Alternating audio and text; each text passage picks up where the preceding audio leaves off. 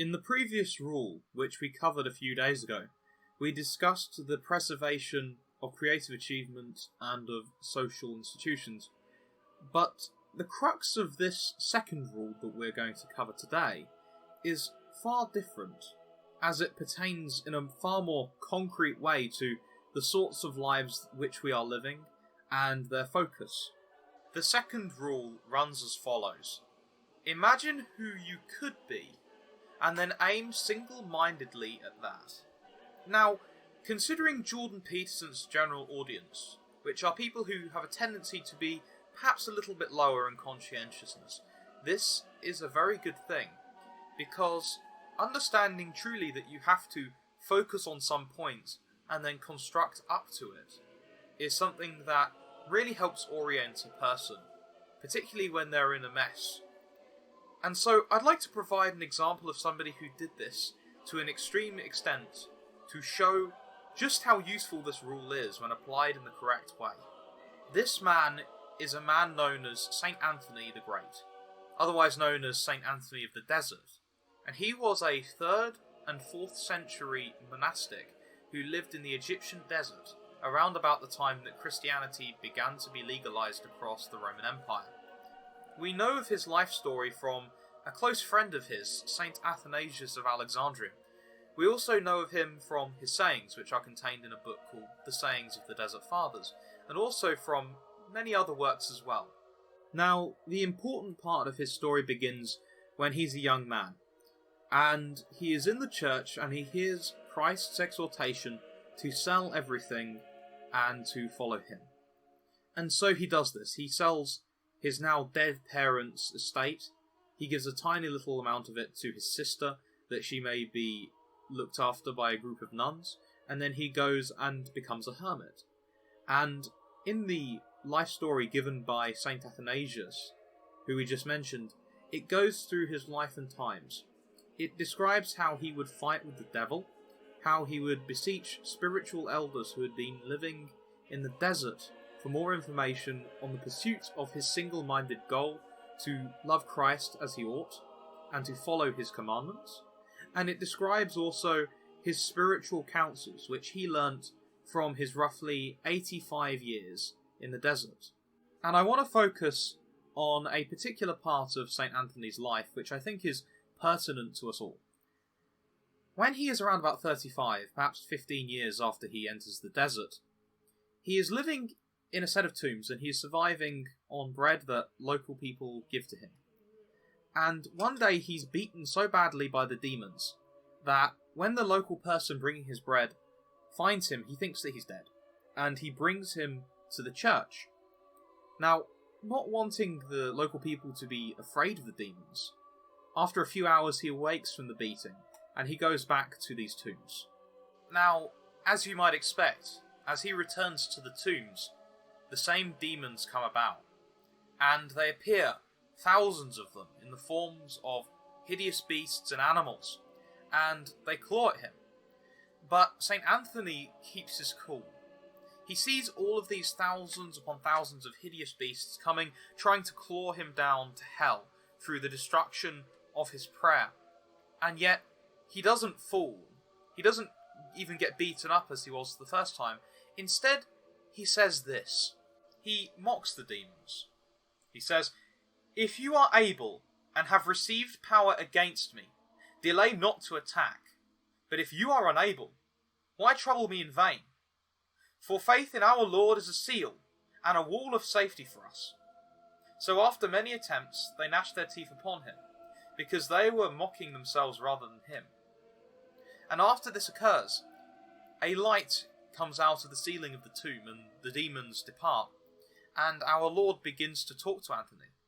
And understandably, Anthony is quite disturbed by these demons, and he asks, Lord, why did you not get rid of these demons sooner? Did you not see that I was under distress?" And Christ responds that he saw the distress, but he waited to see his struggle. And because of the greatness of his struggle, Christ would make him famous and known in all the lands. And lest you think that the story is somehow untrue, I would like to remind you that St. Anthony the Great was the first major monastic. There were some beforehand, but he was the one who really set it off. If memory serves me, we've even found copies of his life as far away as Ireland, preserved in bogs.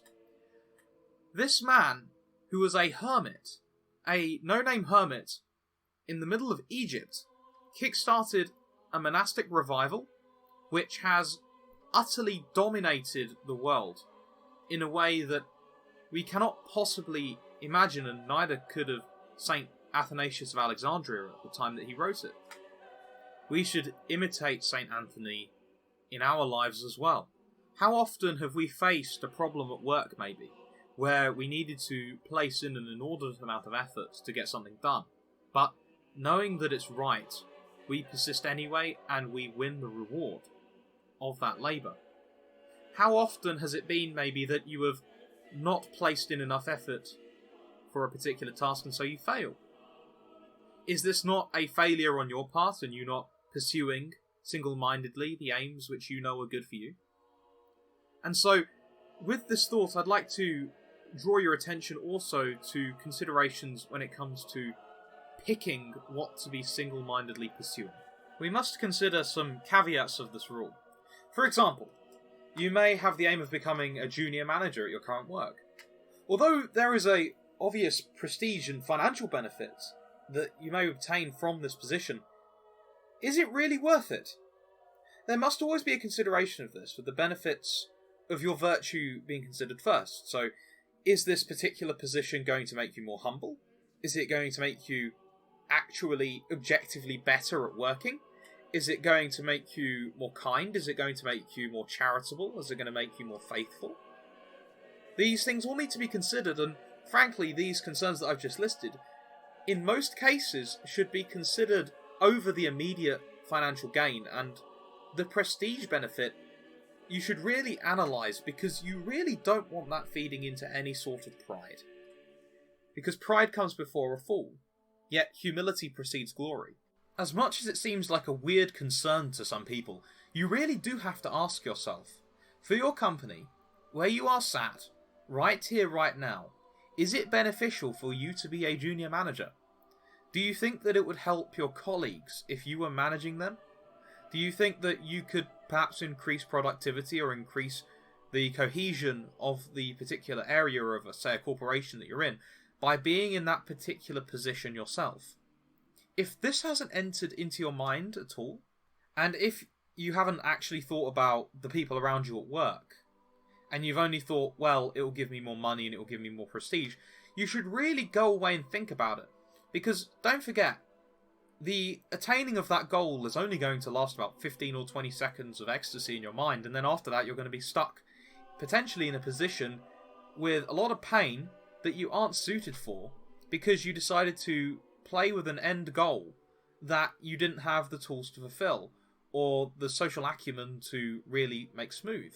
Likewise, you should always consider those people who are close to you. Is you working, say, 2 or 3 hours extra a day as a junior manager worth the sacrifice of you not seeing your girlfriend or wife?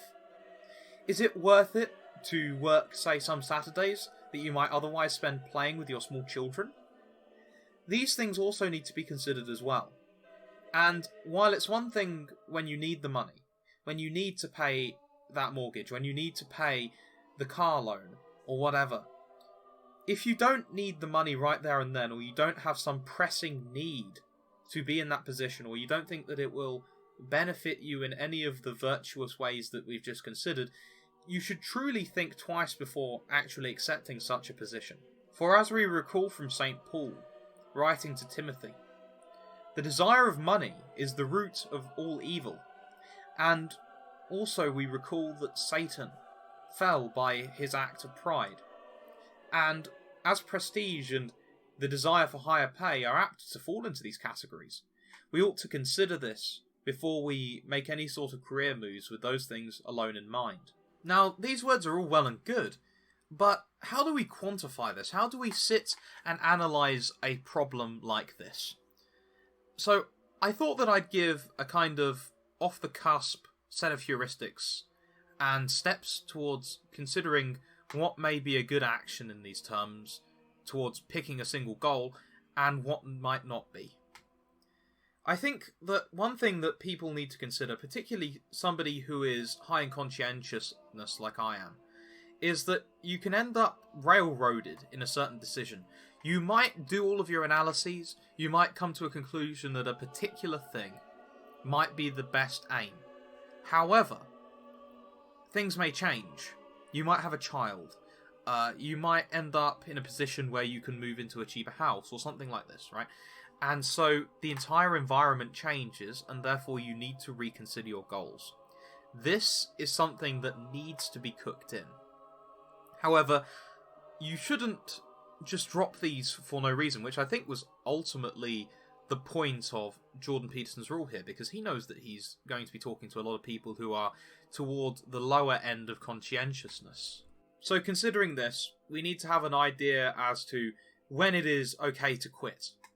And the first thing that I have is that it has to have a non-ambiguous impact on virtue that you can discern for certain. For example, being promoted to a place in a company where you will be surrounded by single women constantly wouldn't be a good idea if you're married, because that could be a near occasion of cheating. You don't want to cheat on your wife, because it's wrong. A second one is that this has to have a discernible impact that you can perceive above the virtuous benefit that you might receive from this. So, for instance, accepting the junior manager position that we mentioned earlier on may be an occasion of pride. However, you cannot make the rent and utilities without it, so this may be an acceptable sacrifice. However, what you do at the same time in this particular case is you find something to circumvent the disadvantage. So whenever you are faced with a situation where you have to accept something that you know is going to have potentially very drastic impacts on virtue, you need to start implementing some sort of habit that will counteract that. For example, say you are stuck in the situation with the single women about when you're married.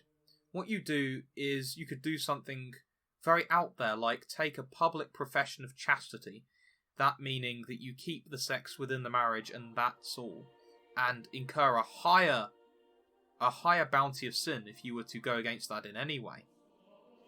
And not only would this sort of draw a line in your head that is even more blunt than the marriage, but it will also, if the women around you know this, kind of freak them out, which will make them a little bit less inclined to try and attract you, although it may end up having the exact opposite effect with some women. Additionally, if you're considering the managerial position, it might be a good idea to go and do something that makes you more humble. For example, meditating every day on Humility of Heart by Father Cajetan Mary de Bergamo. This link will be in the description. Perhaps going out and feeding the homeless on Saturdays when you're away from work. This may be something that is worth considering. Now, these things are only heuristics. The world that we live in is far more complicated than any human being can possibly fully understand. And so they shouldn't be treated as hard rules, although I think that it may be beneficial to acknowledge them when you're approaching these problems. One thing that I would say, though, is that in understanding the world that we live in, it's often beneficial to read outside of our age. To read people 500, 1,000, 1,500, or even 3,000 years ago. Now, of course, one of the greatest manifestations of this is the scriptures, but also those church fathers and ancient philosophers who were writing just after on these scriptures and on the world in which they were cemented together in what we now know as the Bible. Now, on my Patreon, daily I post passages and long quotes from often unknown works from these sorts of philosophers and church fathers. And these are often beneficial in that it gives us a different perspective on the reality which we live in.